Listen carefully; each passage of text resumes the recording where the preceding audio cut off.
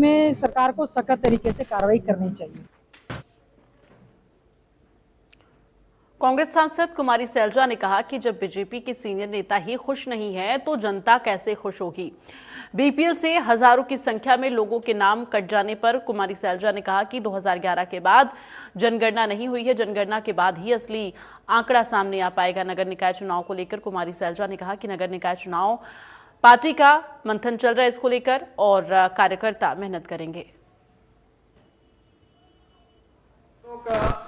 कांग्रेस की तरफ से जो हम मालूम पड़ा है कि हम जो कॉरपोरेशन है उनमें सिंबल पर लड़ेंगे और परिषद का चेयरमैन सिंबल पर होगा। बाकी आपस में मिल बैठकर फैसला करें कैंडिडेट्स को कैसे कहां पर उतारें और उसी हिसाब से आगे बढ़ेंगे। हमारे वर्कर पूरी मेहनत करेंगे और हमारा पूरा प्रयास होगा कि हम हमारे अच्छे कैंडिडेट जीत कर लें। कमाल है कि हरियाणा का इतना सौभाग्य है कि सरकार बनते ही रातों रात लोग अमीर हो गए। तो हम यही कह रहे हैं कि डेटा पूरा निकालिए, सही निकालिए और जैसे सोनिया जी ने भी संसद में कहा, अगर आप सेंसस ही नहीं करेंगे तो हमको असली आंकड़े ही नहीं मिलेंगे।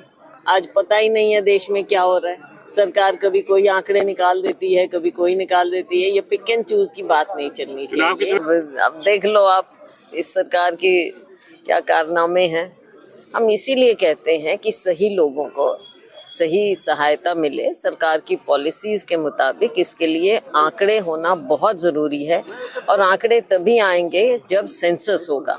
2011 के बाद आपने सेंसस नहीं किया है और आप बहुत बड़े बड़े क्लेम कर रहे हैं कि हमने ये कर दिया वो कर दिया। आपने सुना, माननीय प्रधानमंत्री जी को भी सुना, माननीय वित्त मंत्री जी को भी सुना, बजट देखा, लेकिन उससे असली पिक्चर सामने नहीं आ रही है। वो कह रहे ठंडा पानी पीऊंगा फिर मैं जवाब दूंगा, तो कैसे देखते हैं जिसे आप? देखो, भाजपा ऐसा नहीं है, ये दिखावा कुछ और करते हैं, लेकिन इनके भी जब ये आपको याद होगा पहले भी आपने मुझसे सवाल किए कि भाई कांग्रेस में क्या है, कांग्रेस में क्या।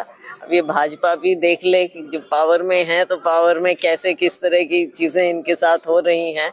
जब इनके खुद सीनियर नेता ही खुश नहीं हैं तो ये जनता को कैसे खुश कर पाएंगे।